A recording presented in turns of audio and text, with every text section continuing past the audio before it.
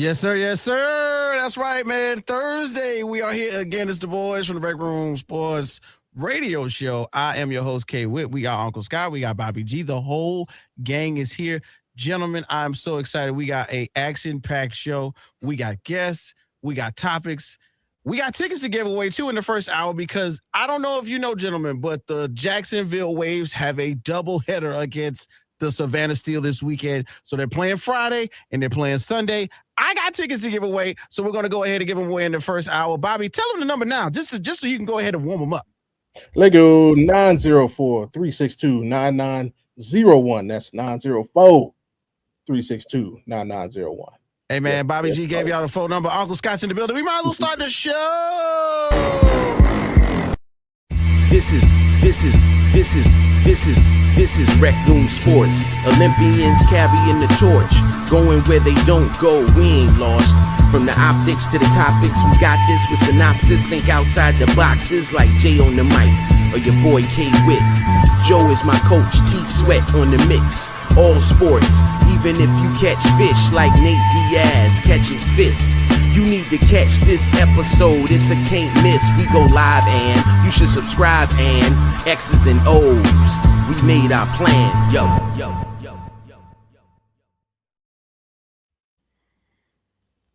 Yes, sir. Yes, sir. One time for your mind, man. It's your boy K Witt, your mama's #1 draft pick. We are live from the Energon and Levine Studios. It's the gang from the RecRoom Sports Radio Show. Oh man, crazy things from last week to this week it's been so much development. I don't know where to start, guys. But of course, I got the homies with me. Of course, Cleveland's on, but Las Vegas is home. From the Audible Sports Podcast, where life and sports meet culture, and Game Time 216. We got Bobby G. Bobby G, what's good? How you feeling, bro? Hey, LeBron, hurry up, man. Just hurry up, bro. I'm tired. I want to see something else at the news side. Just hurry up, bro. Just pick up the phone and say, hey, I'm going here. That's it. Send it out on X, and we done. There you go, right? Come on. I don't want to tell you, Bobby. LeBron's, I don't want to tell you. I'm just going to hold it off. Hold it off. Hold off the news, Uncle Scott. What is the big secret, LeBron? What is the huge secret to hold it off? Are you going to Golden State? Are you going to Cleveland? Are you going to Philadelphia? Or are you going to an X team? Who knows? Well, we'll never know, but of course, Uncle Scott has the phone lines open, so when he gets the call, we'll know what's going on. Uncle Scott, thanks for joining us again. What's up? Happy to be here. Great day. Thursday's the best place to be. ESPN Radio Jacksonville, 690. That's right. And of course, everybody knows it's ESPN. So we are celebrating V-Week. Yeah. Get right. Represent for anyone in or around your vicinity who has fought and battled through cancer. Remember, 100%, 100 of that money when you get one of those cool things that they're auctioning off is going towards cancer research. They're giving away helmets. I think we need to pull somebody together, guys. They got like a fantasy ESPN radio experience where like you or me and 10 of my friends can go show up at ESPN Radio in Connecticut and do the draft with some of the best from ESPN. I don't know if that's cheating or if they just go like watch us do it, but that sounds dope to me. Let's go to ESPN Radio Connecticut and have a draft and film it. We're gonna take Brian too. Brian gonna be one of our 10. Yeah. I don't know. That's kind of scary. We might get banned. We might. We have too much fun during fantasy football. I can't wait to get started with that. But guys, you know what it is, man. Top of the show. We got to do what we do, man. We're going to go ahead and give them shout outs, man. So make sure everybody, you are following us on Twitter at RecRoom Sports, on IG _RecRoom Sports, TikTok at RecRoom Sports Hub, and on YouTube at THEE RecRoom Sports Hub. Big shouts out to all of my drivers out there, man. All of my delivery people. You're working for Uber. You're doing DoorDash. Did you pick up somebody's grandma today? Are you delivering McDonald's to somebody's house for like the third time? We understand. Get that money. And all my truck drivers, big shouts out to you as well. We're going to figure out where Jay is as well. Can't wait to find that out. But, of course, top of the show, guys, you know what we do, man. We got to figure out what happened last week. So we're going to do a little something we like to call What's the Word?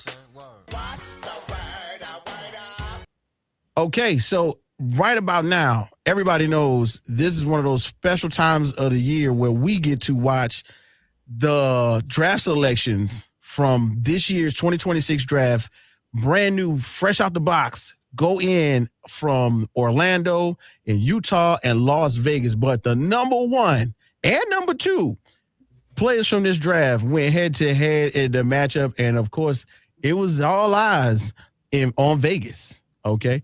And, I would say, and I'm sure Uncle Scott would say the same thing, AJ DeBanster did not disappoint, okay? 27.7 rebounds, 2 assists, 2 steals, 1 block.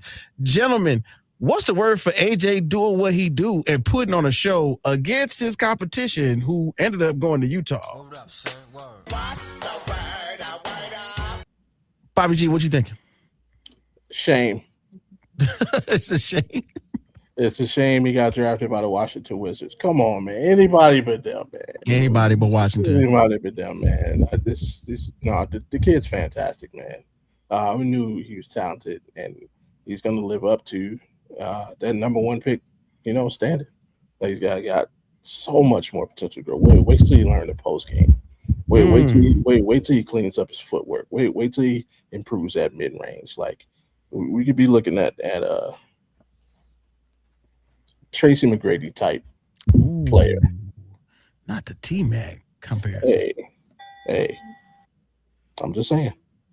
Hey, you got it. Uncle Scott, I need to know what you're thinking when it comes to that AJ DeBanster output for the first couple games. So before my word, Bobby, he won't learn any of those things in Washington, unfortunately. I agree. Oh, wow. Stud. He's going to be really, really good for the next decade. I agree, Bobby. Washington, why couldn't you take a boozer? They're going to try. They're going to try, bro. Trey Young going to set him up 30 times a game, 20 times a game? I don't think so. Yeah, but he's a stud. He's a stud. He's going to have to learn to pick and roll. He's going to be the roll guy. He's got the athleticism. He can get to the dunker spot. He can take off. If they're paying attention the right way, he's going to do really well in Washington. So my word is going to be efficient. Yeah, because that next game he went out there and did 23, 7 rebounds, 3 steals, 2 blocks. So that shows me he plays defense at a high level. Of course, that's not the full-fledged competition he will be playing against, but when he's out there against his peers, we know he's the number one pick. You can tell. You can see it with your own eyes. You don't got to ask nobody what the stat line is. You can tell he is number one. Now, as we continue on, something happened at Vegas. I feel like Bobby should have told us about it first and reported it, but otherwise, we just gonna cover a little bit of that muckety muck real quick. I ain't no snitch. What happens in Vegas stays in Vegas. That's what they say, but this got out. So what happens in Vegas did stay this time because you know what? Bam Adebayo and Tyler Hero apparently had a little bit of a scuffle on one of the courts in Vegas after they had words. And it wasn't just words. It was a little bit of fisticuffs. And I can only imagine that Bam Adebayo got his shots off, if you will. So when you hear about ex-teammates fighting in the Summer League, vicinity, I need to know, gentlemen. What's the word for being separated from your homies? Duck. It's the word, duck, man. Duck. You can't just be talking trash about people, knowing you're gonna be places where they be and run into them. If you're gonna talk trash about people, you gotta learn how to do one or two things: either fight or duck. Right. Gotta learn how to do one of the two things. Fight so you can fight back, because even if you take the L, you'll be respected. Or learn how to duck. That way you can duck around while you explaining why you shouldn't get your tail whooped on. Yeah. Uncle Scott, when it comes to that scuffle, man, what's the word? Expected. Bam probably had no inkling to go to Vegas until he found out Tyler Hero was going to be there, and then he said, I'm on the next plane to Vegas. No, that's the worst part, Scott. Tyler Hero, he's going to be in Vegas. Remember, his girlfriend is Asia Wilson. Hello. Oh, that's right. He's going to be here. Right. Oh, I forgot about that. He's definitely going to be with his boo. They be booed first up. thing Bam did when he got to the arena was, "Where's Tyler? Where's Tyler?" Right. I Anybody see Tyler? Anybody see Tyler? Where is he? Yeah, right. And of course, my word is going to be evade. That's right. EVAD. Evade the controversy. Evade the issue. You should have known that Twitter feed and those DMs to a quote unquote burner account were going to get linked, because apparently the gentleman was only suggesting that Tyler Hero retire. But Tyler, getting in his feelings and emotions like people do when they're on the phones and they're on them keyboards, he went ahead and said, "Why should I retire? They was game planning for me during this game. I'm not even the most highest paid player. X, Y, and Z. What about that?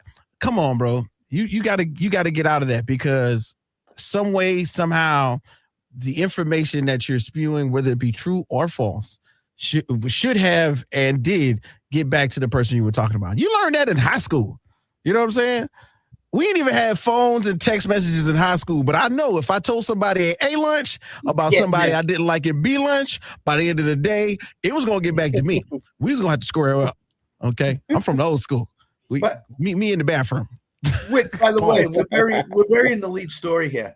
How the heck did Tyler Hero end up with Asia Wilson? How the heck? You mean Bam? No, Bam. Bam is with Asia. Oh, Bam is with Asia. Yeah. How did Bam end up with Asia? Hey man, shoot. Apparently he got 8 points, so he got that bucket. Okay. He went out there and got that bucket. And Asia Wilson, they are booed up. I don't know if you see the videos and commercials. Asia Wilson is with that. So big shout out to Bam Adebayo for landing that one. Yeah, super official because Bam pranked her. Oh, what?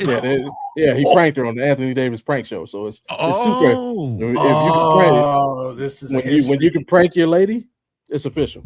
That's like a wedding ring. If I can prank you and you not kill me, we good. I am Bam Adebayo's #1 fan now. Completely. There you go. Bam's laughter, man. Make your lady laugh, fellas. That's a letter right there. Make your lady laugh and keep her a little longer. And then last but not least, man, we got to talk about this because I think this is somewhat important, because guess what? Somehow, some way, we reported it last week. The Kawhi Leonard trade to Toronto has been rescinded by Commissioner Adam Silver. I don't know where, but there's a radio show on ESPN 690 where they mentioned that about a week or so ago. I feel as though y'all should go back and look at that 2 weeks, because I said that, hey, he is ducking them people. Okay, I said it. So when you hear about this now, Uncle Scott, do me a favor. Tell me what's the word. Stupidity. Ooh, that's Kawhi. Kawhi, you're stupid. You can't be dodging people. They're gonna catch you. Even if you go over the board, they're gonna catch you. You have to come back to the United States to play games. They're gonna get you. So stupidity. Kawhi's stupid on this. Yeah, shell company. That's all I'm gonna say about that. Bobby G, what's the word for Kawhi trying to run to the border? Give us free. Look, man. I said this last night on the Ball and Buzz show. Shout out to Omar, the sports professor Fonseca. And I'm gonna try and say a clean version right now. This country was built on a certain type of people building generational wealth by moving around and hiding their money. Now that Kawhi, now that one of my folks does it, now we got a problem with it. Now we got a problem with it. Because we have a nice man, and Mr. Ballmer passing on that knowledge to the culture, showing us the game, giving us the game on how to move this money around so we can keep our generation. Now y'all got a problem with it. You know what I'm saying? That's all I'm saying. Hey, why now? Why now? So Kawhi, I ain't been on your side a lot, but I got you today. I got you today. And I got a word too. Okay, y'all know what it is, man. So I said it last week. I said it before. He's ducking the people, but my word today. Lawyer. That's right. Go get one. You got a lot of money. Okay, you got plenty bread. It's California. It's some good lawyers out there. Don't get one. Don't get two. Get about 3 of them. You know what I'm saying? Somebody know international law that says if I go across the border, does it still count? Do I still have to pay dependents for this? What about What about Uncle Dennis? And all of this. Go look it up. Y'all know Kawhi Leonard's representation includes, quote unquote, his Uncle Dennis. And if you go look at Pablo Torre finds out, big shout out to Pablo Torre. Pablo Torre finds out, he went in depth and said that Uncle Dennis tried to orchestrate the same deal in Toronto after the championship was won, which kind of led to him moving because, at the time, the brain trust of the Toronto Raptors were not agreeing to it. And since they didn't, Uncle Dennis and them said, okay, well just trade us then. At the peak of his value, and he went to the Clippers, and Steve Ballmer, unbeknownst to him, signed off on the idea that he could be a part of the shell company and have absolutely no responsibility and circumvent some of the NBA's cap laws, which, of course, is a big no-no in the world of the NBA. You gotta stay up. I don't care how much you're getting paid, but you can't pay him extra outside of the rules of the NBA just because he's that good. And he wasn't even there. That's the craziest part. Kawhi was sitting down for half the time. On the paperwork, he don't got to show up to work or anything, but he's still gonna get paid. Yeah, it's the American way. Yeah, right. It's the American way. And literally, and Pablo, get out people's business.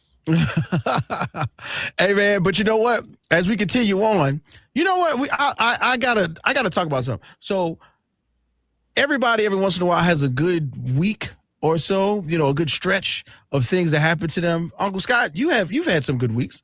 Bobby, you've had some good weeks, but these people in particular have had some awesome weeks since we last talked last Thursday. So let's talk about the best week ever, okay? You could be Sophie Cunningham, you could be Gary Trent Jr., or you could be Gable Stevenson, okay, if y'all don't know. So Sophie Cunningham went from being a huge meme with her point that she displayed on the WNBA court when it came time for people to see how she played some of the top athletes in the WNBA. We don't need to talk about it. Big shouts out to Mia O'Brien. And then Gary Trent Jr. had his worst season statistically ever, but somehow has acquired a $64 million contract, which is now under investigation by the NBA. And then Gable Stevenson had his UFC debut at UFC 329 in the heavyweight division, which he demolished the competition, which we kind of knew. Out of the three gentlemen, which one do you think had the best week ever? Gable Stevenson to me. I mean, making his debut, or he's young in the game, and you go into the octagon and you do what you did, which is dominate and win. There was a reason why he was a minus $2,400 favorite. Oh my God. He's really good. He's really, really good. Really he's good. A good wrestler, great wrestler, and he's a great MMA fighter. And I think he's on the fast track to make his strides in terms of title contention. So Gable Stevenson to me. But I'm a Sophie Cunningham fan. I'm a huge Sophie Cunningham fan. So yeah, big. So, yeah, we're gonna talk about that a little later too. Yeah. Bobby G, who you think had the best week ever? Oh, it's Jordan Walker. Oh, we left out Jordan Walker. Right. Jordan Walker, man.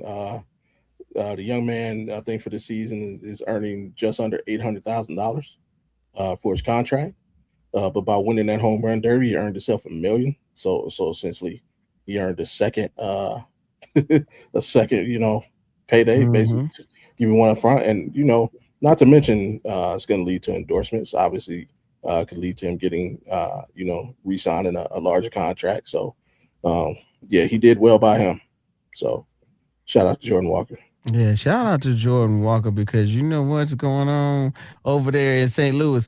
Out of nowhere, they're going to have to recognize that the cash register is open, and you got to pay that man. I don't know if you ever seen somebody you got to pay, but you going to have to open it up for my guy Jordan Walker, because out of nowhere, winning that competition against Schwarbs in the competition stadium. They were booing them. Everything was going crazy. We're going to talk to Ethan about that shortly, as we get into some more talk about the Major League Baseball All-Star Weekend. But I'm gonna go with Sophie Cunningham. I am. Real talk. She had an amazing week. She looked great. As she was a ring girl for UFC 329, which was a spectacle, which we'll get into later with our guy Nick Bodkins. And then on Saturday, July 11th, she was in T-Mobile Arena in Las Vegas, balled out. And then on the 12th, she recorded 20 points, 6 for 7 from 3, and 1 assist. I don't know if you can have a better week, okay? Unless you're Gary Trent and you realize you're going to have $64 million, but they're going to look into that. But Sophie Cunningham, for sure, look great in the ring and then look even better the next day on the court. You know what I'm saying? So speaking of looking good, you know who else helps make people look good? Y'all know? Unique trends and styles. Oh my God. Thank you, Uncle Scott. You're right. Unique trends and styles. That's what we do. So, of course, if you don't know, you've been living under a rock right about now. Unique Trends and Styles is specializing in the look for you. That is right. Looking sharp, style matters. Unique Trends and Styles Barbershop in Jacksonville, which is technically in Orange Park, is where it's at. They're fully staffed with amazing new barbers. Big shouts out to D. Big shouts out to Unique. Big shouts out to Biff. We're ready to give you a fresh cut. Now, if you got wigs or locks, Miss Sheree is in the building, so we will definitely give a shout out to the staff. Now, if you go and you mention that you heard it right here on the RecRoom Sports Radio podcast, you will get that 10% D or Unique 10% discount for your first cut. I don't know if you can get that anywhere else, but you can definitely get it right here with your boy. So please don't wait. Call Unique Trends 904-592-7135 right there on 266 Blandon Boulevard, Suite 8A in Orange Park. Come in as a customer, return as family. Now, it's that first hour. I said we got some tickets to give away. So guess what? There are 2 games. That's right, 2 games for the Jacks Waves. And that's on Friday, the 17th, and Sunday, the 19th against the Savannah Steel. We're going to go ahead and give away that first set of tickets right about now. Bobby G, you got that phone number, don't you? You, sir, 904-362-9901. One more time. That's 904-362-9901. Call That's them in. right. 904-362-9901. Go ahead and call. We're going to get these tickets, baby. Let's do it.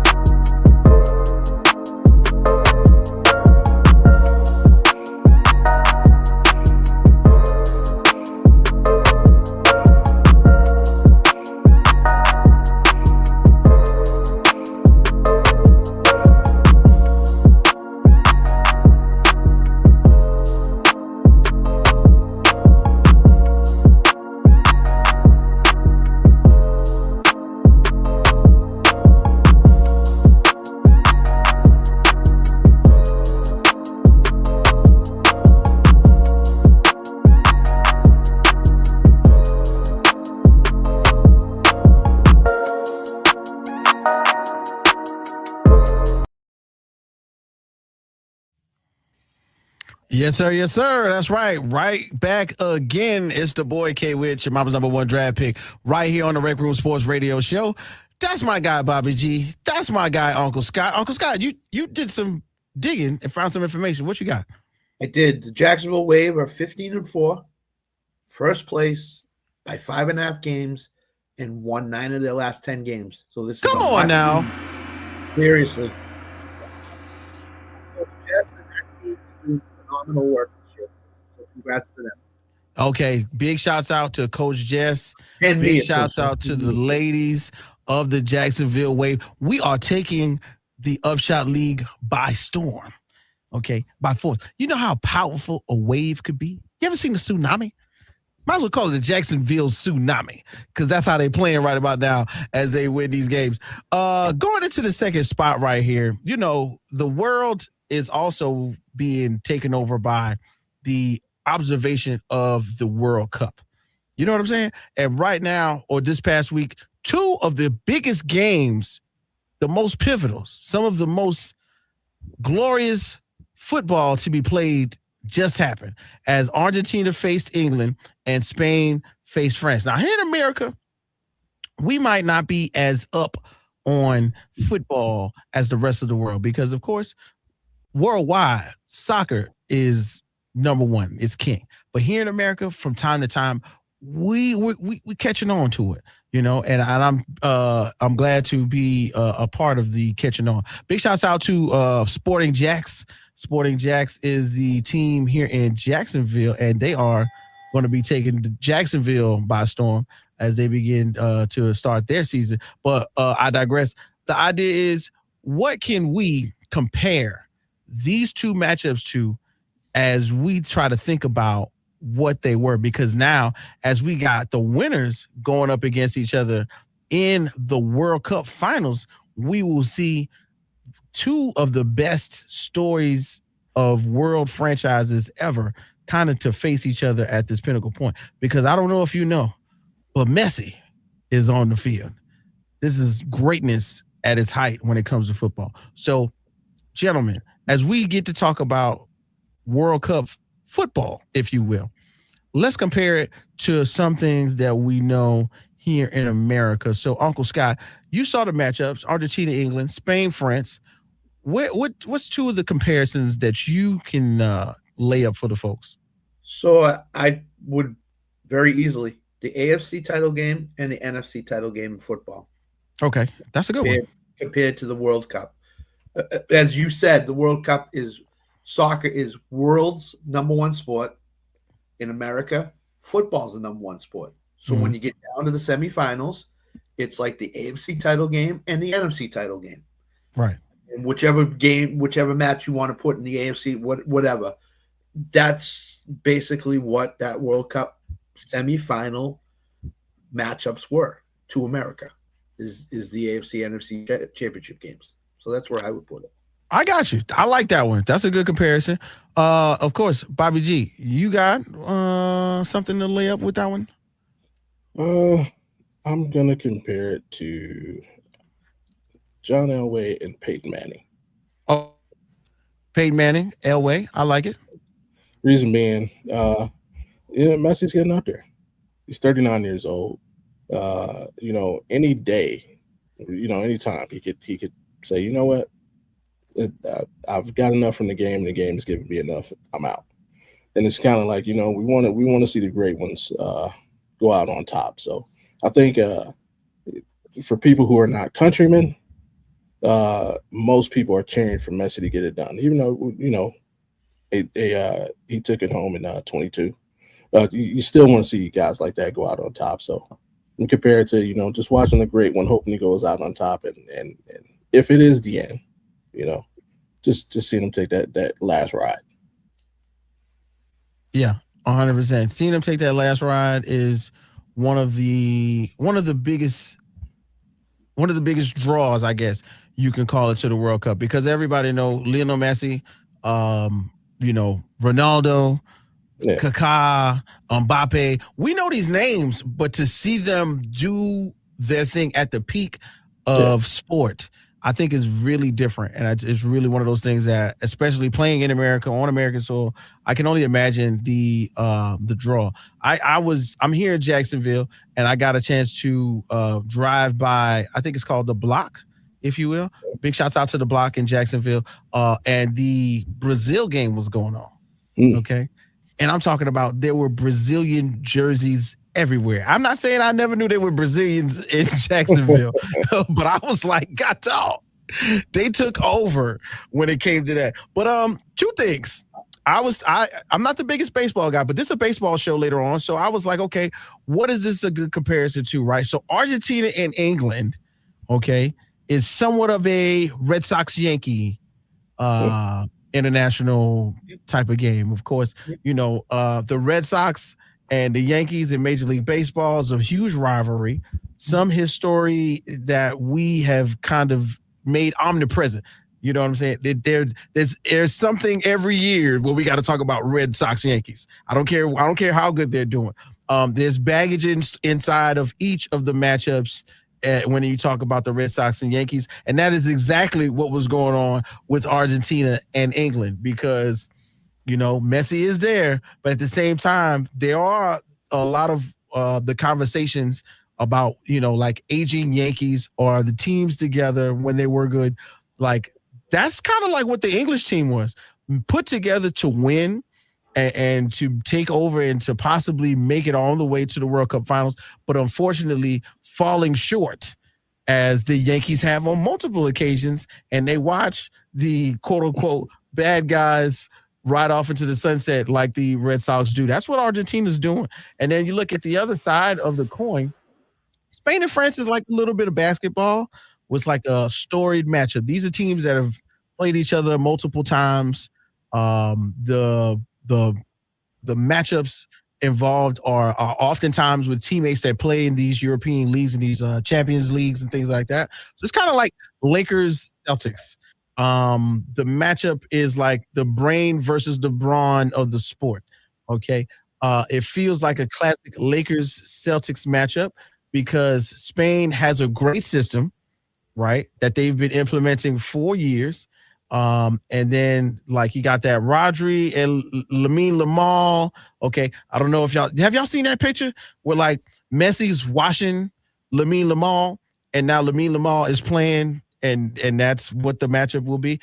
There are some huge implications in this, as then eventually Lamine Yamal will play Messi in the final years of his career. This is a huge thing. This is a star-studded event because, of course, we were watching, the matchups as if, hey, France is the team to beat. But somehow, some way, this is where the rubber meets the road when they play Spain. And then the Argentina matchup is one of those where, hey, everybody's going, these guys can't win in the 90 minutes that they are allotted. They got to win in overtime, quote unquote. They got to win on penalty kicks. But a win is a win in American sports. A W is a W. So now going into the, World Cup, this is a big deal. And I'm like, is this like the Super Bowl, if you will, gentlemen? Kind of like the Super Bowl? Okay. Yeah, worldwide, I'd say yes. Worldwide, I'd say yes. United States, I'd say probably not. Yeah. So. Yeah, Bobby G, like when you think about the World Cup matchup, the finals matchup, that will be probably one of the most watched events in TV history because, it's going to be streamed. You're going to be watching it on, phones, tablets. People are going to be like in, mud huts somewhere. I have no idea where they watch, mud huts. Yeah. Hey, listen, there is some huts out here and they're going to have that internet. They're going to have Wi-Fi that day. Those huts will have Wi-Fi that day and that day only, and they will be together watching the World Cup finals.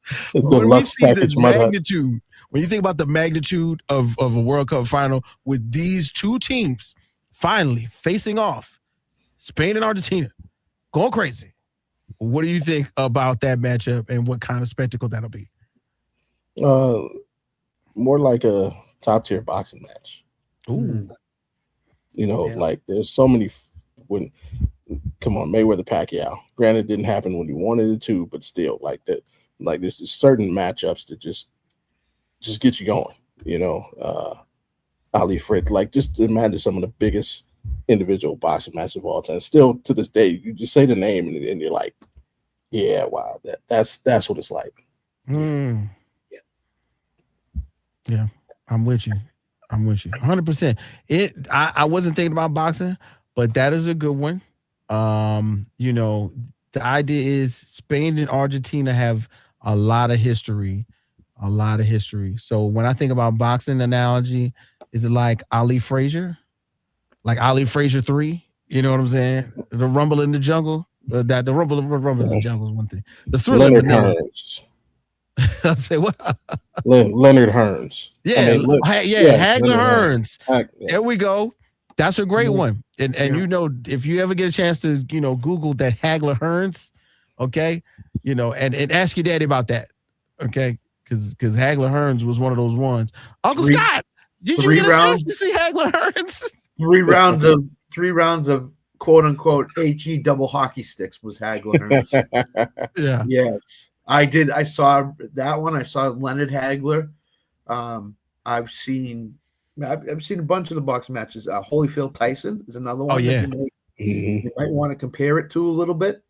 If you're talking about boxing, Duran and Leonard in the day was a good rivalry. Ooh, so those rivalries that you can compare this to, it's going to be high intense, very hot, very warm in New York on, I think it's Sunday. Isn't it Sunday? Yeah, Sunday, the 19th. Yeah, right in the middle of the day when the heat is at its greatest. So again, it could be a little bit less than what everybody expects, but I still think it's going to be great theater to see if Messi can finish this off.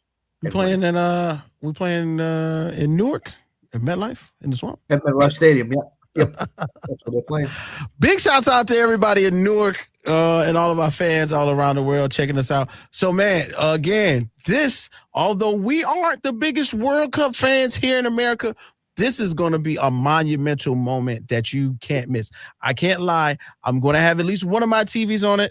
I'm going to be walking about, picking up kids like I always do, and basically celebrating with the rest of the world as we watch one of the biggest matchups ever to be had on the pitch, as they call it, in football.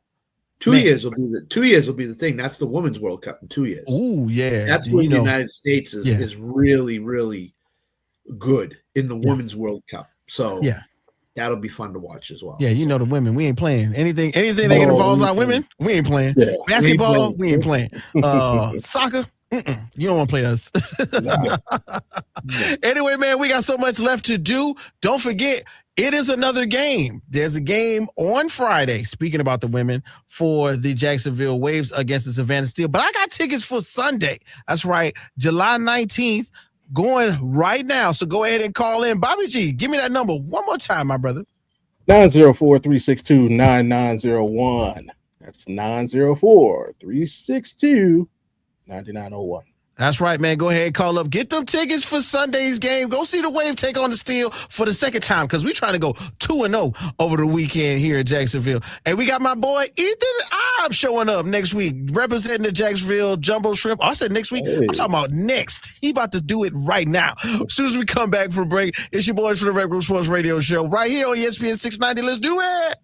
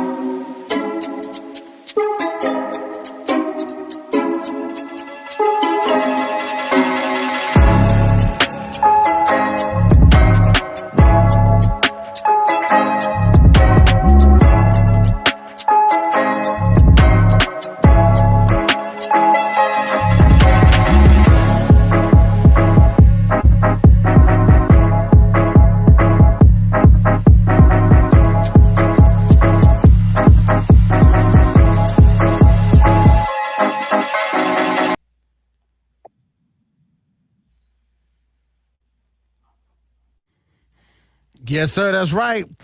We back. It's the boys from the RecRoom Sports Radio Show right here in the building, as we always do. Of course, I got Uncle Scott. I got Bobby G.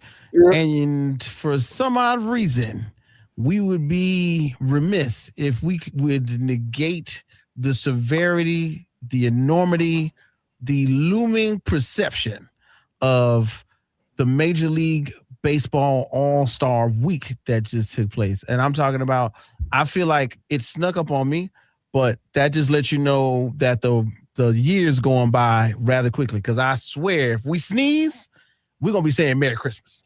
Okay? But right about now, when we got to talk about baseball, there's only a few people that I can refer to. One of them, or rather two of them, are on the show. But the third is someone that I have gotten to know, kick it with a little bit, hang out in the studio with once or twice, and he has blessed us with his presence once again. So here comes my guy from the Jacksonville Jumbo Shrimp and their production team, Ethan Eibe, ladies and gentlemen. Ethan, what it do? How's it going, guys? How's it going? Bobby G, Uncle Scott, Jay-Witt, great to see you. What's up? Of course. Yes, sir. How you doing? Having a good time. Ready to talk some baseball. And like you said, there is a lot to go over from the week that was. We've had the All-Star break and all the events that come with that. So certainly a fun time, even though we're not having any regular season games going on, at least throughout the week. For sure. And, you know, this thing that I like to call observation through just being locked in, right? The spectacle that was the All-Star game, I feel like was at like a peak. I've watched a couple of them, but this was a little different. Uncle Scott said it was a little different. I agree with him. If Alan was here, I think he would feel the same way.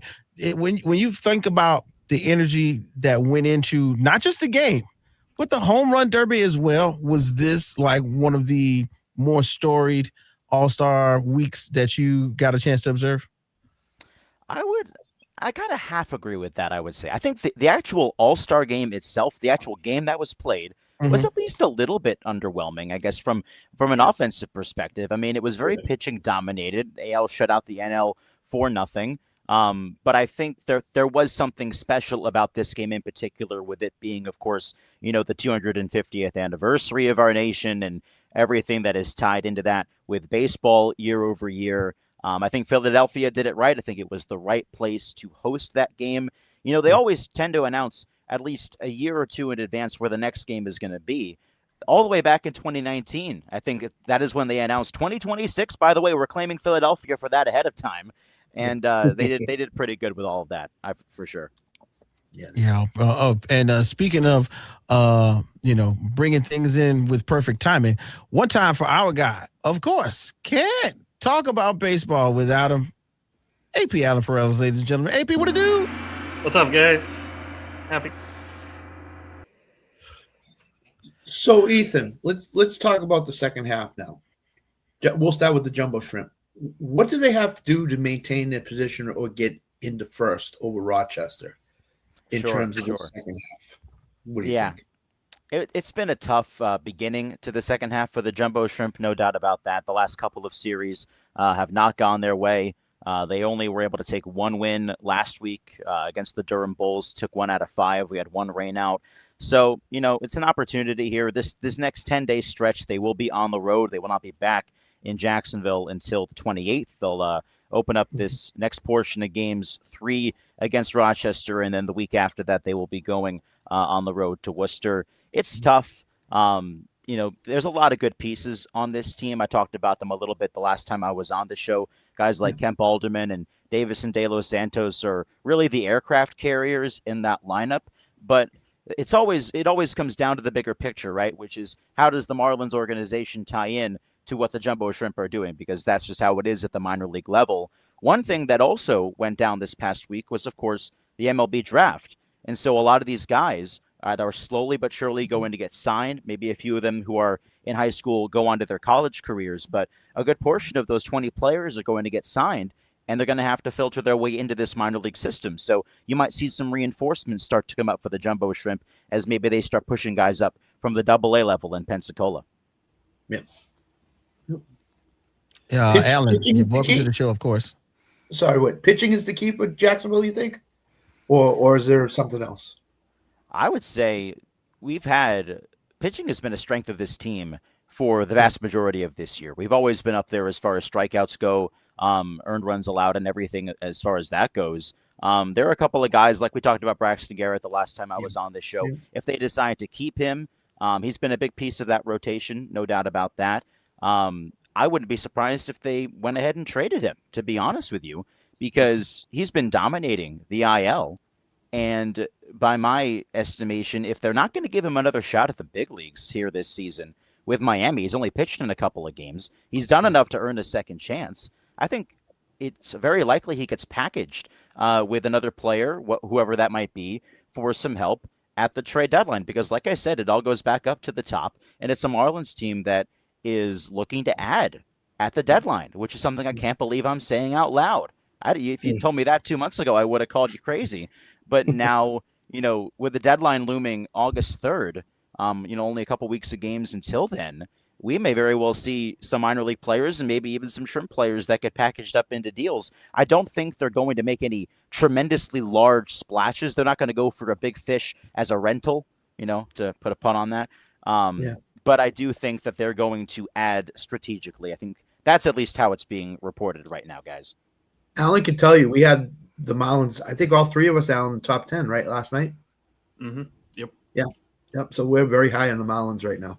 Yeah, for sure. Yeah, there's a lot of reasons to feel that way, I mean, going into the break, it wasn't ideal to drop 3 games in a row to Cleveland, but you look at the broader scope of the last couple of months, and they've been the hottest team since June 1st. It's not an easy task coming out of the break and playing the Brewers in their house. That's a pretty good team as well. But I remain optimistic. I mean, this team is on pace for at or near 90 wins. I had this team pegged to win between 80 and 83 games this year, so they're already outdoing my own expectations. Yeah. Alan, of course, is in the building, one of the hosts of Diamond Talk. Welcome, Alan. I know you had a question or two you put in the chat. Yeah. So the other Florida team, Tampa Bay, obviously they've been the best team in the American League for a majority of the season. Looking at the second half now, is it essentially their conference to lose, or is there another AL team that maybe could surprise us here down the line? I think there is. I think you can never say it's a sure thing. Before I get into that, shout out the Rays for, a couple weekends ago, they retired Evan Longoria's number 3, so that was great, honoring a franchise legend. But it's been a tremendous season for them. They're up at 56 wins now, and you've still got the Yankees looming. They're 3 games back of the Rays for first, and the Red Sox are not quite out of this just yet. I mean, it's still a long shot at 11 games back, but they're only 2 games under 500, and they won 9 out of 10 heading in. I know.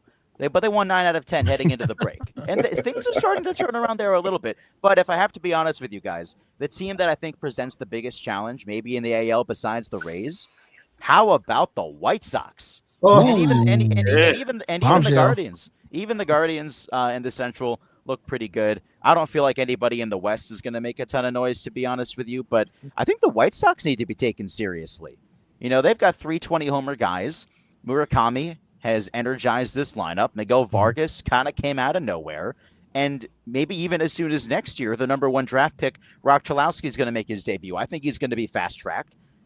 Picked 1-1 out of UCLA. There's a lot to like about that White Sox team. Let's not forget Vargas also. He's sitting on all our teams out. Right.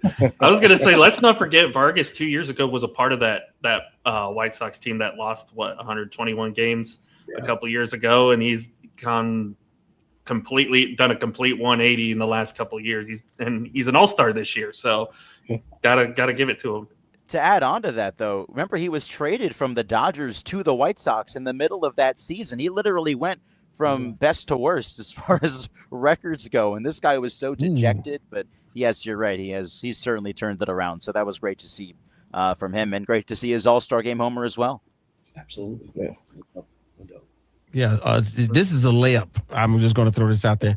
We got a chance to see the thing that we like to see when we watch the Home Run Derby. We saw 2 guys out there bombing it back to back, crazy inning. Bobby brought it up earlier and mentioned, of course, that Jordan Walker went out there and showed out in front of a hostile crowd. That type of energy is what we want to see more often. What were your thoughts from this year's home run derby and how it was, laid out and then the spectacle? Yeah, first of all, what Jordan Walker did was simply incredible. When you've got thousands of Philadelphians, for the most part, booing the crap out of you, and to come up big like that to knock off their guy in their house, that's something special. And I think that Jordan Walker is certainly a guy to keep an eye on moving forward. But I really liked the new format for this year. Getting rid of the clock, I think, was a good move by Major League Baseball. I think, first of all, yes, did we see as many home runs as we've seen in years past? No, we did not. However, I think that getting rid of the clock makes you appreciate each home run even more, because in the past we've seen guys, you're trying to get as many in as you can while you have the time, but you can't really appreciate each home run. These are 490, 500-foot shots that we have to cut away from on TV because, oh God, we have to catch the next pitch. For each swing, it mattered that much more. And as a fan, I think you were able to appreciate that a little bit more. Plus, less of an injury risk there, trying to swing, your head off, through 4 minutes constantly instead of taking your time, taking a breather. I think teams like that format a little bit more as well. Man, the funny thing is, I think you hit the nail on the head. The format and the change without the clock gave us the ability to enjoy it a little more and, see guys, making the attempts to catch the ball in the stands and everything. Oh, snap. That was the cowbell, ladies and gentlemen. So, of course, Ethan, that cowbell means we are running out of time for the hour. Do us a huge favor. Run us down what you'll be doing for the rest. Well, not for the rest of the season, but for the upcoming week for the Jack's Jumbo Shrimp and where we can find you, brother. Yeah, no doubt. I mean, we're back on ESPN 690 tomorrow for our game against Rochester on the road. Again, we're back at ViStar Ballpark in Jacksonville, July 28th against Memphis. We'll be back for a whole week then. You can find me on social media anywhere you want to go at EibePXP. That is EIBEPXP. It's been a real joy being on the broadcast this year with Scott Kornberg and Matt Davis. Those guys are legends. And yeah, I appreciate the opportunity to join you guys again. We'll do this again soon. That's right. We'll do it real soon because we got to cut to a commercial break. Thanks, Brian. Ethan, we will be back with you and talk more baseball right here on the RecRoom Sports Radio show. Let's do it.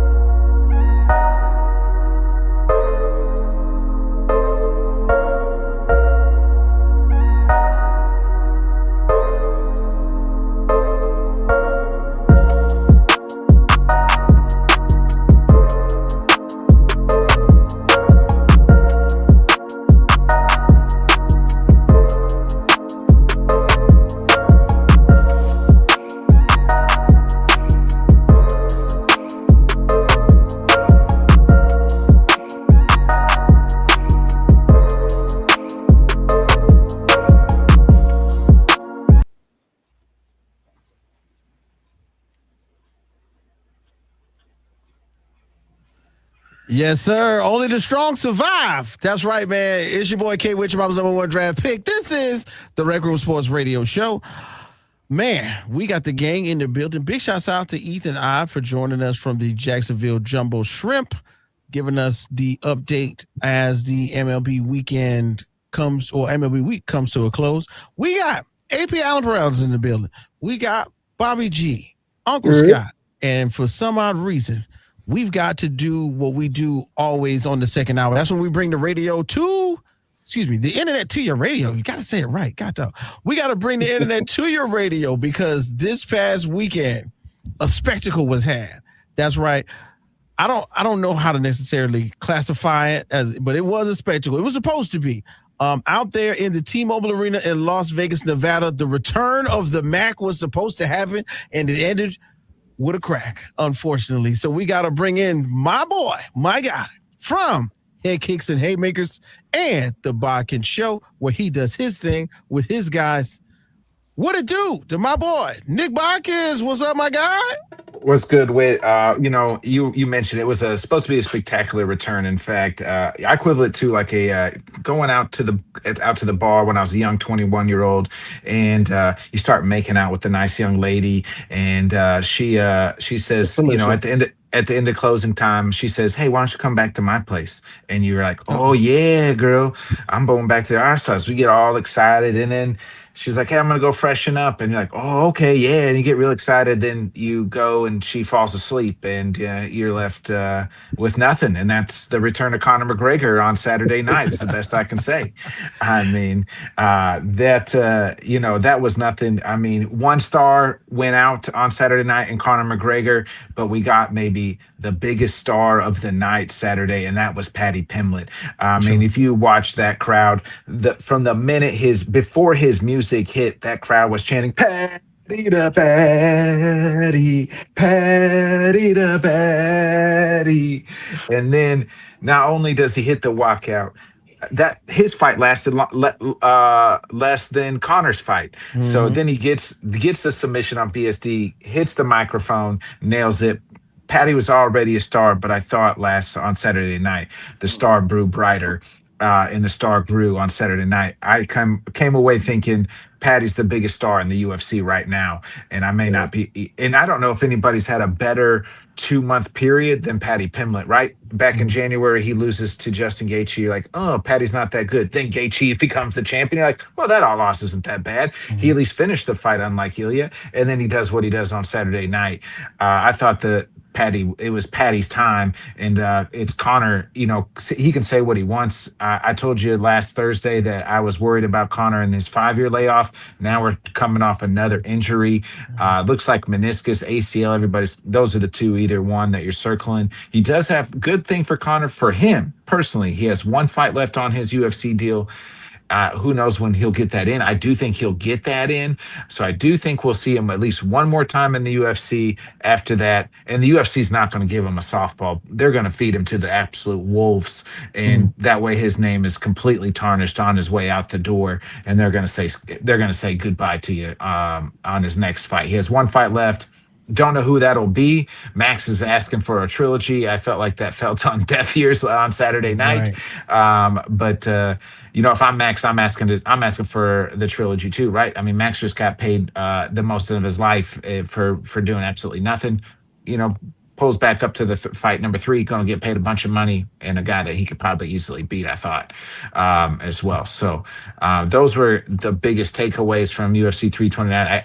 Mario Batista, folks, write this name down. He is getting disrespected. What he did to Corey Sandhagen on Saturday night was unbelievable. For sure. I think he is one win away from the title fight. I think if they match him up and Sean O'Malley next, two Arizona boys, they're friends, 2 former teammates, but as we know in this game, friends got to fight each other, teammates got to fight each other every once in a while if you want to get that title shot. And he already said, "Hey, bring me Sean." I think that's kind of what's next. The fight of the night, I mean, Brandon Royval, folks, I think he's going to write him down as one of the most exciting fighters in the UFC as well. His last few fights have been exciting. Guy's always game. I thought he was incredible Saturday night. It was kind of my biggest takeaways from UFC 329. Yeah, man, you hit the nails on the head when it comes to Patty and the ascension of his star. I think that the only other person that I can kind of compare it to, because it was meteoric when it happened, was how Sean O'Malley took off about a year and a half, 2 years ago, and like it was just going off to the races pretty much with him. Yeah, you're right. And I don't, Patty kind of needs the title to kind of get there, right? He doesn't, I thought, I think he needs the title to kind of get to get to Sean's where he was. Sean was at least a champion, but I think right now Patty's star has kind of surpassed Sean as far as just kind of maybe where right now. But I mean, at least globally, I think Patty's kind of the bigger name. At least he's got the England crowd and here as well, plus the Barstool deal. I think Sean's kind of taken a step back from those Marab's losses. Not saying like I think he's taken a step back himself just because like he's not doing the media and pursuing all this stuff. Like he's taken, I think, a little bit more of the fight game, a little bit more. It humbled him a little bit more than anything. So that kind of star's not as bright as Patty's is right now. Yeah, for sure. Uncle Scott, you said you got one for him, right? Yep. Nick Pimlet, next fight, a championship fight, you think? It's gotta be? No, it's not. No, it's another one. He might have. Well, he just fought for the interim back in January against Justin Gaethje, and he offered nothing. I think his next fight, the biggest fight the UFC can do right now is Paddy Pimblett versus Ilia Topuria, They have a beef that's been going on for like 5 years. Backstory: a couple years ago in London, Paddy threw a hand sanitizer, threw a bottle at him, or they've had beef and words since. And at 2 months ago, I would have told you there's no way Paddy's not in Ilya's orbit anymore. But after the loss at the White House and Paddy's win, it's time to make that fight. That's the fight to circle. That's the biggest fight that I think the UFC could make in the lightweight division. It's bigger than in the title fight. What are we looking at? About October for that fight? September, October? I think you're looking at best, maybe November at best. They usually go to a big card at MSG. It depends on Ilya's side. We know Paddy didn't take any damage on this fight, right? Like he went in there, was able to snatch BSD's neck and put an awesome hold on him. It was incredible. One of the best. Yes, that might be submission of the year, at least for my money right now. And I think at best, it depends on Ilya, but at best November. I personally think I would maybe hold off to that early part of next year, and if you're going to go to Europe or something like that. But I was kind of talking to my co-host Bobby last night about this, and he's like, Paddy can no longer do fight nights; he has to be pay-per-view. So MSG makes the most sense. And after the fight, Hunter Campbell and Dana told Paddy loves to get real fat after after his fights. I mean, he's walking around 265, I think, after fights sometimes. Yeah, he's a big dude. He gets big, he gets bulked up, and they told him don't eat too much pizza because you're going to be turning around. They want to turn him around quick, and I think they got to do him and Ilya MSG as a co-main event would be perfect. Yeah, man, I'm 100% with you on that. If I would have got a chance to join the guys on Head Kicks and Haymakers on Wednesdays like you do with our guy Bobby, I definitely would have brought that up. I think it's more so the recovery time for Ilya that will affect that. And it's not just the physical, but I think the mental. Ilya went out there and got smashed technically, but he fought as long as he could with what I would think would be like maybe double orbital breaks. Yeah. He broke both of his orbitals. He does look like, if you see pictures now, looks well, but as you know, that's not being punched in the face. Right. Like that tissue's still soft, so it'll take some time. So it'll be interesting if he comes back. A lot of people have said like Ilya should be done for the year and take a year off and then come back, but he's only fought once this year. I'd like to see him maybe come back, but I wouldn't push it. I wouldn't, if he's like, hey, I'm gonna take the rest of the year off after that beating that he got. I'm okay with that. Yeah, understood. Right, you broke two orbibles and then you're gonna sign up to fight less than 6 months later. It's people have done it, but we'll see. I do think that's the biggest fight, and I think that would be a great co-main event at MSG. Now, before we move on to UFC Fight Night this weekend, I got one last question for you about it. Best debut, Robbie Whittaker at 205 or Gable Stevenson at 265? Who was the best debut, bro? So I thought both guys did exactly what I thought they were going to do. I am not buying in. I'm not like my stock on Gable is already high.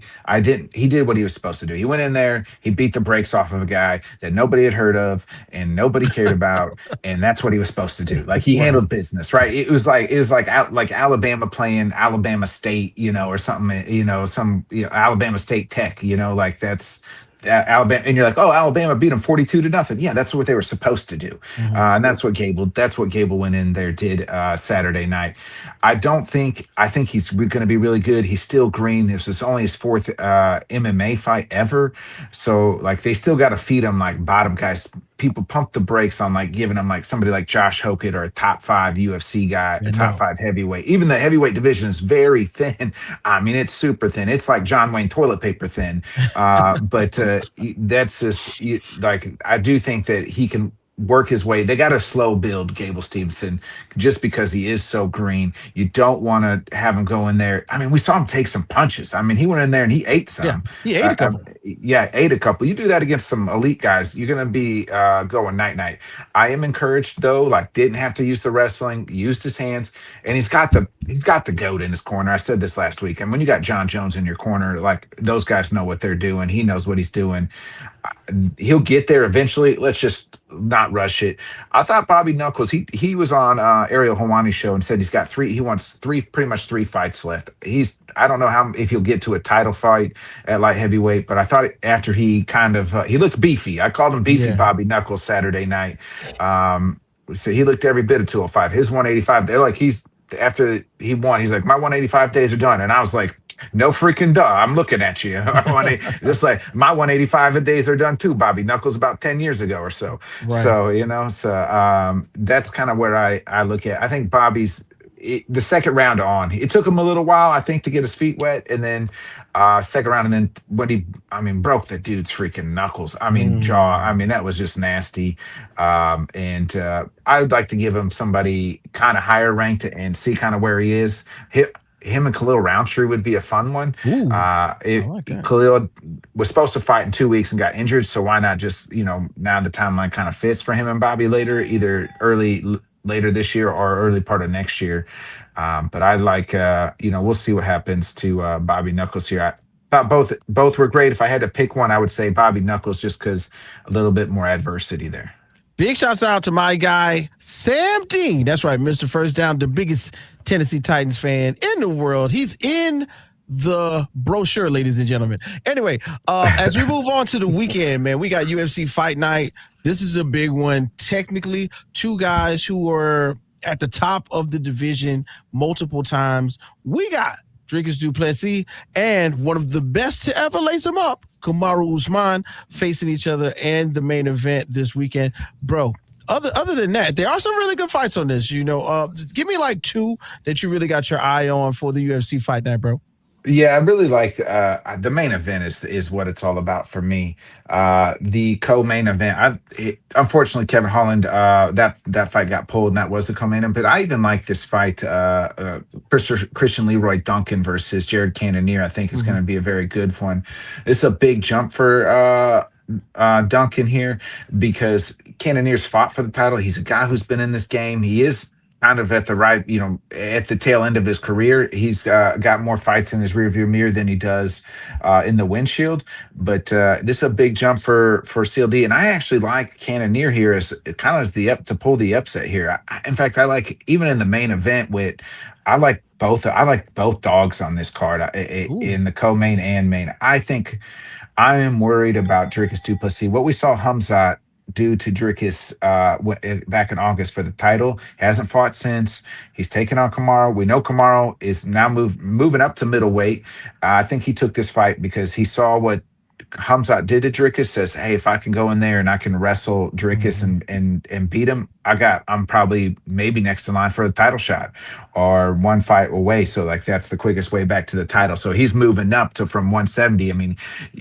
Usman's top, what you could say he's on Mount Rushmore of welterweights of all time. And, I wouldn't have any argument against that. You could say he's probably number 2 behind GSP at this point, and I wouldn't have really any arguments. But now moving up to 185, I am a little worried. I mean, Dricus is a big 185er already. This is a guy who cuts a lot of weight, so I'm a little worried about that part. But I do think Usman, with his wrestling and craftiness, will be able to take him down, hold him, and beat him. I think it's like +3.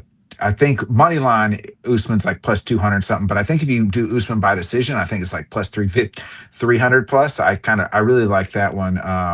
I really like that, and that's probably the way I'm going to go. And I'm probably going to bet Cannonier money line. I just think Cannonier as well in the co-main can get it done against CLD here. If I was going to bet Dricus, because he's so awkward, I think it's +100. I mean, so you would double your money a little bit. But I'd like Dricus by knockout if I was going to sprinkle some money on Dricus here on the main. So kind of hedge your bet either way. Hey, man, speaking of money, we got the guys from Lock It In on the show. So we got to definitely sprinkle a little bit of that UFC in there. Thank you so much for joining us, Bodkins. It's wild because out of nowhere, there goes that cowbell. Out of nowhere. Bro, in real life, I appreciate you bringing it in. If I see anything remotely that reminds me of Usman wrestling Joaquin Buckley, I'm with you 100%. It's a possibility that we could see Usman, in another division, tearing it up, possibly right there in the wake of a title shot. But man, Dricus, man, he's such an awkward fighter. This could definitely be one of Usman's greatest challenges. But once again, man, tell us where we can catch you at, Bodkins, on your network and on Wednesdays, of course. Yeah, you can catch me on the Bodkins show every Wednesday and Thursday for the most part. We'll be doing the NFL show. I think tonight I won't be there, but the boys will be holding it down, talking NFC East preview.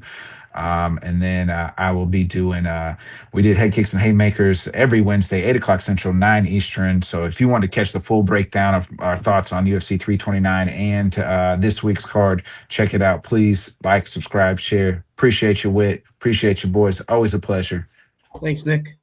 Of course, man. Ladies and gentlemen, that is the great Nick Bodkins, and we will be back in just a moment. We're going to talk some quarterbacks because we're getting ready to start the NFL seasons right here on the RecRoom Sports Radio show.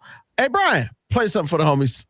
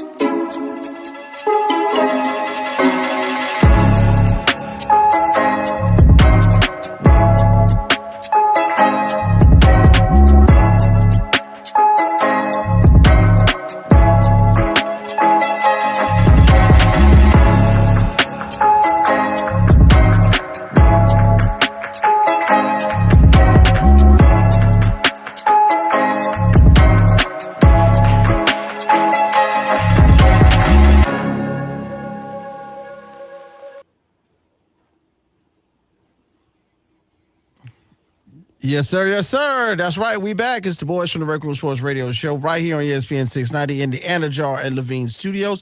Big shouts out to everybody out there, Unique Trends and Styles, watching the show, holding us down. Mr. Ray, we see you. Unique, we see you. D, we see you. Biff, Shannon, my guys, the whole crew, what it do. This is one of those moments where we got to break off and do what we do best. You know, every once in a while, we get that whiff of football, ladies and gentlemen, and we can't help but sniff it out and turn it into something that we got to talk about because it's close. Not as close as we wanted to be, but it is close. Football season is right around the corner. So when this happens, lists just start coming out of the woodwork, and this is what makes us talk about it. So 2 lists hit the internet recently, and we're going to do this for our special delivery today. So if you don't know, Chris Fowler, that's right, of ESPN, that's right, one of the writers from ESPN, awesome journalist, Jeremy Fowler of ESPN, made a 2026 NFL quarterback ranking list, which he compiled by surveying over 70 NFL executives, coaches, and scouts. So he didn't really put it together himself, but he did ask some really important people. And then right behind that, the son of the great Phil Simms, Chris Simms, made a top 10 QB list of all time. Now, if you don't know, ladies and gentlemen, we get real deep when it comes to this football stuff. Do us a big favor. Go look up the list for yourself. Remember, I said Jeremy Fowler and Chris Simms, top 10 QB list, one of all time and one of this 2026 NFL season. So if we're going to do it, who is delivering the best list? Because these 2 lists are completely different from one another, but where is the wrong instances for this list? Because somebody's missing some people and somebody has some rankings incorrect. Bobby G, I'll start with you because I see your face. As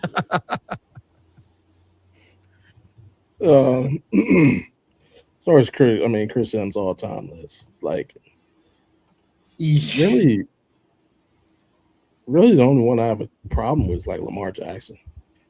Josh Allen, maybe too early for Josh Allen, but definitely Lamar. Lamar over Dan Marino. Lamar over Tom Brady. That's preposterous. Yeah. That's just preposterous. Well, here's the thing. This is a Texas QB you're also talking about, too. You never trust a Texas quarterback. I'm sorry. Wow. Oh, Alan. Thanks for joining us, Alan. Thanks. Alan. Thanks for coming in, Alan. All right. And Joe Montana? Nowhere to be found. Nowhere to be found. Joe Montana is not a top 10 quarterback of all time, according to Chris Simms. At number 9 is Brady, and this is what he said about Brady. He's lower due to his focus on prime performance and not career longevity. How many years did Brady play? 21? 22? 22. Oh, wow. Yeah. 22. That's career longevity to me.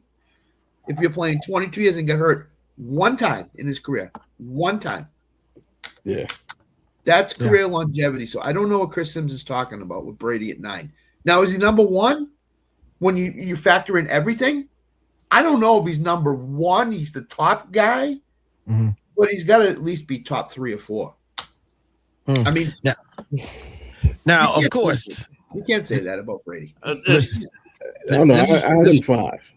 How's he 5? See, this is what we're going to do. So Alan is joining us. We did get a chance to hear much from Alan because he's coming fresh off of work. So Alan, if you could deliver a proper ranking for maybe the top 5 and move some names around, who is missing from that all-time QB list? I think Scott said it best. Where is Joe Montana? To me, I'm sorry. I know I'm a young guy, but I still have Joe Montana number 1. Just based on what he did alone. And he did it in a tougher era where you basically got away with everything on defense. Mm-hmm. I definitely would have Joe Montana at least top 3, if not number 1 or 2. And Brady as well. Brady, I would have top 3. Say what you want about him, but longevity, won 7 Super Bowls, most out of any player in NFL history. You got to respect that. I would not have Lamar Jackson anywhere in the top 5, let alone top 10. I'm sorry. If he's not ranked top, if he's barely top 5, whoa. Sorry about that. Your microphone went out, Alan. You said you would not have Lamar Jackson in the top 10 list at all currently? Not all time. Absolutely not all time. Absolutely. It would be top 20 for me. Mm-mm. We got to. This is the problem I have with today's media is they forget the past. They don't talk about the guys that paved the way for the game today. But that's not an excuse for Chris Sims. He's old enough to know. He is old enough to. Again, the Texas education comes into play. I'm just saying. You're looking at a quarterback too who is a career backup and who's only known for a play that happened against him in Red River. That's the only way anybody knows Chris Sims. I'm sorry. Wow. Yes, you got Staubach on there. No Johnny Unitas. And Johnny Unitas is literally the favorite quarterback of half the guys on the list. Mm-hmm. Mm-hmm. Yeah. It's a flag bearer to some guys, especially a lot of the guys that came up and wanted to play quarterback back in the day. A lot of guys would always watch film on Johnny Unitas. Yeah. See, now this is the conversation of the past, and you guys have made some really great points. I'm going to say this about the way that it's set up for the past conversation from Chris Sims and the Unbuttoned podcast. Big shouts out to them. Peyton Manning, don't get it twisted. Peyton Manning is out here in these streets when it comes to the top of the tops, but everybody has said a name and that's missing, which is, of course, Montana. But I'm going to tell you, it's a guy who's one of the few quarterbacks in or around 6 foot tall who, for some odd reason, is not on this list. And I think maybe if there's an honorable mention, he should be at minimum honorable mention. But I'm like, in real life, where's Drew Brees? Huh? Brees not top 10. Can't get no love. Can't get no love for Drew Brees. He's not. That's why I said. That's why I said honorable mention. Honorable mention. Drew Brees should be out here somewhere. But in my mind, Peyton Manning, Tom Brady. Maybe you could throw Patrick Mahomes up there. They got Favre at 5. It's tough. They got maybe Favre at 5, and then you still, the quarterbacks who have not won Super Bowls yet just move further and further down, and that will be Josh Allen and Lamar Jackson. Now, as we talk about the QBs for this upcoming season, this list done by Jeremy Fowler and 70 people who will not be named because, of course, they're going to remain nameless. Okay, we're not going to know who these people are and what team they were in the front office of. I'm looking at this, little bro, and I'm saying top 5. How do we have Joe Burrow above Lamar Jackson, and Joe Burrow hasn't played a full season where we've seen him do anything besides, 2.5 to 3 years ago when he took the Bengals to the Super Bowl? But I'm not saying that Joe Burrow won't be good this season. I'm just saying that with the idea of what have you done for me lately, I would definitely put Lamar above Joe Burrow on this current list. What about you? I would not, and here's my reason why. Mm-hmm. I don't think Lamar reads defenses very well. Really? I do not think he reads defenses very well. And I think that Burrow is a guy that, in my mind, if he's healthy, now you got to take injuries out of it. If Burrow is healthy, he's going to put up close to 5,000 yards, and he's going to put up 40 touchdowns with that offense. Can Lamar do that? I don't think so. So that'd be my problem. Mm-hmm. Okay. Yeah, I'm on board with Scott. He's a better quarterback. Really? Yeah, Lamar Jackson is one of the top 10 football players in the NFL. He's not a great quarterback. Wow. He still has trouble hitting receivers when he needs to outside the numbers. Like, and why do you think top receivers don't want to go to Baltimore? That says it all. What was AJ Brown? AJ Brown, one of the best receivers in the NFL, just had demanded a trade. No, they're rumoring him going everywhere. Never rumor him going to Baltimore. Receivers don't want to go play with Lamar Jackson. Before Zay Flowers, who was the best receiver that Lamar threw to? Mark Andrews? No, receiver. Oh, yeah, I'm sorry. See, and that's the problem. Did he play with Steve Smith? He played with Steve Smith at the tail end of his career. That probably is it. That Steve Smith at the tail end of his career was Zay Flowers. He doesn't have any receivers that want to go there at all. They got to build a receiver. They got to draft him. That's what happens in Baltimore. Derrick Henry or Lamar's going to take off and run with it. He cannot. He's not a 250-yard passer consistently in games. He has problems with defenses. He's just not. He's not the quarterback that everybody thinks he is. He runs a lot. That's why he's a good quarterback, because he runs a lot. If you said to Lamar, you got to stay in the pocket, throw it 50 times. Can't do it. Oh, okay. Like realistically, you look at this list and you see where you can make a case and say, I would have Dak Prescott, I would rather have Justin Herbert, and I would rather have Drake May right now as a quarterback over Lamar Jackson. Maybe even Jared Goff and Caleb Williams too. He might not be top 10 in some people's eyes as far as being an actual quarterback. Player, I agree with Bobby. He's a top 10 player in the league. As a quarterback, though, I don't know. I haven't put Mahomes over Allen. I think Mahomes is number one. I would put Matthew Stafford number one. After the year he had last year, too. That's interesting. Yeah, I mean, you could warrant it. You could go with it. You can make an argument. I would also make a case for Prescott over Burrow, but Burrow and Prescott have both had health issues. And I think, and to your point, Scott, if Joe Burrow is healthy, I think he is probably one of the best, if not the best passer in the league. But I would definitely have Dak over Lamar Jackson right now. I was just going to say, over Prescott, he's shown the ability to win in the playoffs. My thing is, this is a year for Dak to show who he really is, in my opinion.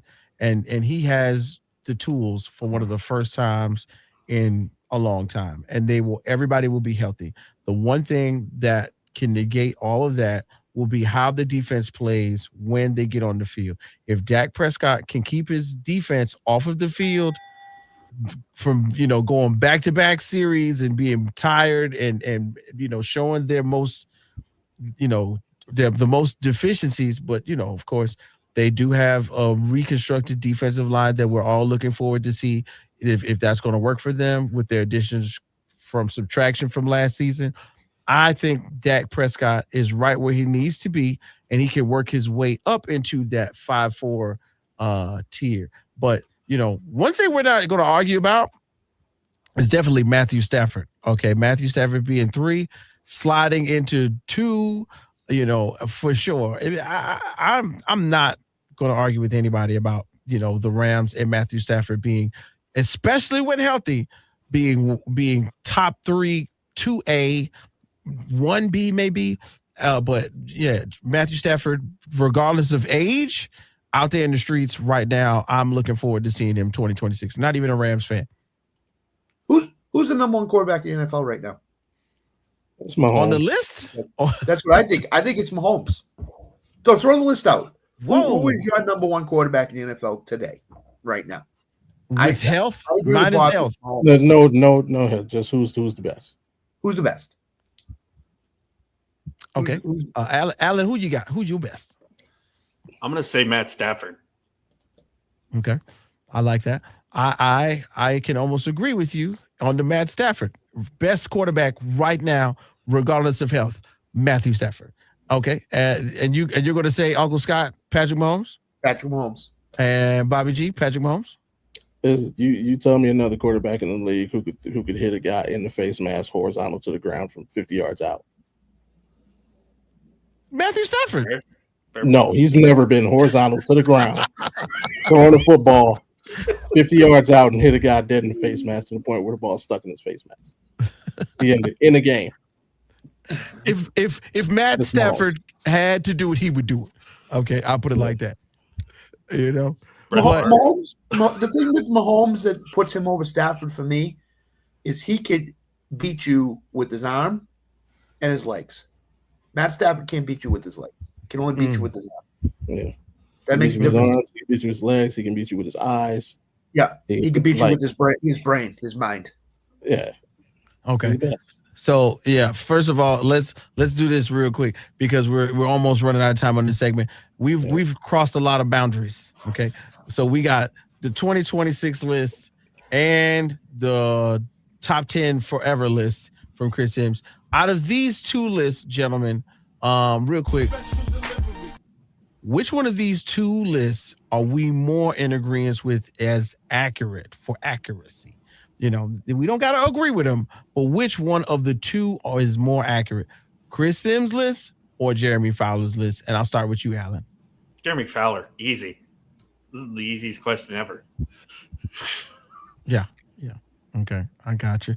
Jeremy Fowler for one. Yeah, Uncle Scott, you want Fowler's list too? Not even close. Not even close. Bobby G, we locked up.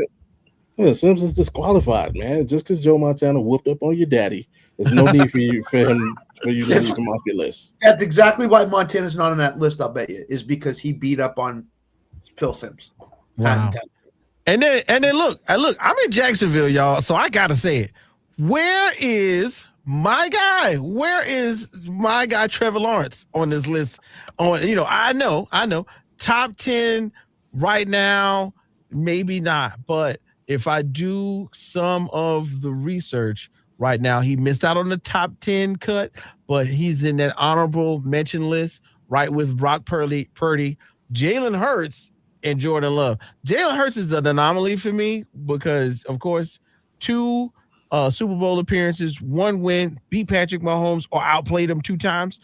Yeah, I could maybe slide him into like 9 or 10, But in the comprehensive voting breakdown of the top 20 passers, Lawrence officially landed at number 16, positioning him 1 spot behind Baker Mayfield and 1 spot ahead of Jalen Hurts. So when it comes to Trevor Lawrence and his outlook for 2026 with the newly found offense, which we are excited to see here in Jacksonville. Gentlemen, do we think that Trevor Lawrence belongs right there at 16 in between both Baker Mayfield and Jalen Hurts? Is that a good spot? That's fair. I might put him a spot or 2 ahead, up. Yeah. 13 or 14, somewhere in there. Yeah. I think if he does what he did last year, this year, I think you could start to make an argument that maybe he could be top 10. Yeah. Problem with Trevor is he's competing against himself. Like when remember, he was supposed to be top 10 coming into the league. Yeah. Like he was supposed to be the next, and he just hasn't lived up to the hype. Okay. Yeah, I think it's tough, man, because when you think about it, man, Bobby hit the nail on the head. It's what he was touted as when he was drafted coming out of Clemson. But last year's stats, man, 4,007 yards in the air, 6 in the NFL, 29 passing touchdowns, 12 interceptions, 341 completions, a 60.9 completion percentage, a passer rating of 9.1, and a ESPN total QBR of 58.3, which just so happens to be 14th. This is where our QB is, Jacksonville, right there in the middle. And that's not bad. He not bad to be on the back end, but he good enough to be on the good end. You know what I'm saying? So I like it. I'm not necessarily knocking him for it because he could only get better. Y'all ever seen Sing 2? Yeah, with Buster Moon. Buster Moon said, when you are at the bottom, the only way to go is up. Speaking of up, our time is up on this segment. We got to go ahead and get to the break. Hey, ladies and gentlemen, don't forget Unique Trends and Styles is right there waiting on you as we speak, because if you don't know, that's where they specialize in looking sharp. If you remember to give them a call and make an appointment at 904-592-7135, you can schedule an appointment with D or Unique and say that you heard it right there on RecRoom Sports. Get that 10% discount and go ahead and get in there and join the family. The Unique Trends and Styles family. It's us right here for the RecRoom Sports Radio Show. We got Bobby G, we got Uncle Scott, we got AP Alan Perales in the building. Man, hey, we'll be right back with just a few more things as we rock out on ESPN 690. Brian, do something for the homies.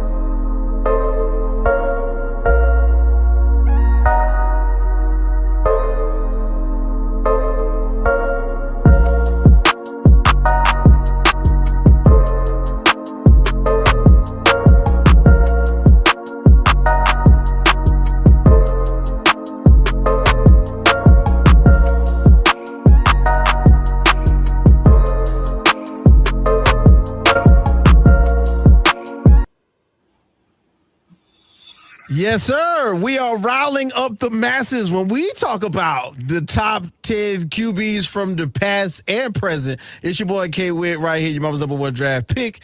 And word on the street is Brian wants to get into this conversation because, boy, let me tell you, he's got some things to say. Big shouts to our producer, Brian Middleton, right about now. Man, first of all, before we go any further, I got to say, we were talking about football and we were talking about Dallas, but we forgot to say Where's our guy Jay? Okay, where is Jay? Currently, come to find out, Jay is actually parked in Dallas, 20 miles away from Arlington. So he is actually at the home of Alan's favorite team, which is the Dallas Cowboys, and they will be attending a game at AT&T Stadium this season. Big shouts out to Jay in the truck right now. Jay, drive the truck through the stadium. Come on, buddy. Do it. I would like to personally thank Jay for selling both his lungs so we could go to a Cowboys game this year. Yes, Jay has a prosthetic lung, ladies and gentlemen, the first of its kind. He's using it right about now as he is on the truck. And I can't wait for us to get some coverage from the Cowboys Commanders game that Alan will be attending alongside. I can already tell you it's going to be fun. I can't wait. For sure. Now, as we brought up earlier in the show, it is V-Week here at ESPN. And, of course, when you put your bid in for those prizes, there is 100% of the funds go towards cancer research. But the wild thing about today's show is that we have someone who has personally seen the research work in their favor. And we have to turn the floor over to my good friend, Uncle Scott. Talk about it, Uncle Scott. So Super Bowl Sunday came and went, and my wife was really tired. So we brought her to the emergency room. They diagnosed her with anemia, and then the doctor said, let me run one more test, see what happens. They ran one more test, ended up being leukemia. So she has been in a Boston hospital for the past 4 months, 4.5 months. This is the ring the bell week for her, which is when you ring the bell, that means you have survived and your leukemia has gone into remission, and you get to leave the hospital and you get to go home and live as normal as you can, which is not normal because you have to go back to the hospital every day and have tests and stuff like that. The Jimmy V thing, charity takes on more of an impact in my life since February. For everybody out there, please give to it. A lot of people need your help. A lot of people have this terrible disease. My wife is one of the lucky ones that has survived it via a stem cell transplant. But as much as you can donate, please donate to it. Please help out as much as you can. Watching the ESPYs today on video, there's been some heavy hitters that won the Jimmy V Award. Stuart Scott, Robin Roberts, Craig Sager, last night Jim Abbott. I mean, a lot of those people have cancer, and they either have survived or in a difficult battle, and we've lost a lot of them. So again, donate. I'm very fortunate that I get to spend time with my wife now because of the stem cell transplant that has happened. Not out of the woods yet, but we'll keep fighting the fight and going to the hospital every day and getting in the treatments that you need. So, dang right, Scott. We're gonna keep fighting with you. Keep our prayers up for you, man. And just hearing that news for me as your nephew, I'm excited for you every day. Alan, say what you got to say. What you got? What's going on? Yeah, first and foremost, congratulations, Scott, to you and your wife. Thank you. I'm super happy that she's gotten through it, and hopefully this means the battle is won and over. Me personally, I know how you feel. During COVID in 2020, my mom had breast cancer, and she had to go through that, and I could not see her at all with the world shutting down and everything that was happening in between. So I basically just had to sit in limbo during that whole period in time. But thankfully, she's not only beaten it, she's thrived it. She's been cancer-free since. It has been she's living her best life now, and every chance I get to go spend time with her. It's like the biggest saving grace ever. So I definitely shout out to you and your wife, Scott. That is awesome. That is awesome to hear. Hey, man. Much love from the Rec Room family for both you and Uncle Sky. And then, Brian, hit the music for me real quick because I'm going to close it out. We're going to get out of here. Yeah, man.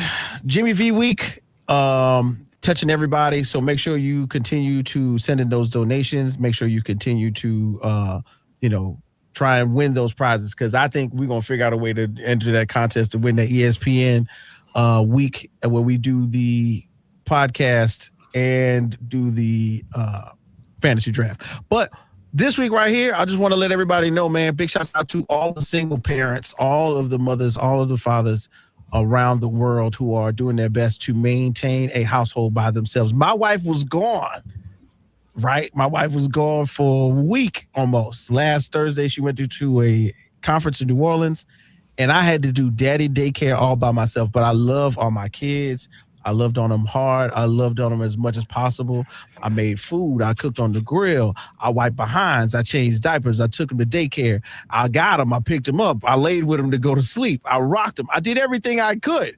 But ain't nothing like having another person in the house with you take care of them churn, boy. So big shouts out to all of the single mothers and single fathers out there doing their best to take care of the children. And big shouts out to my wife, who is home and supposedly cooking dinner. So I got something to look forward to. And if you notice, Wit's on vacation. Wit's on vacation right now. Yeah, no.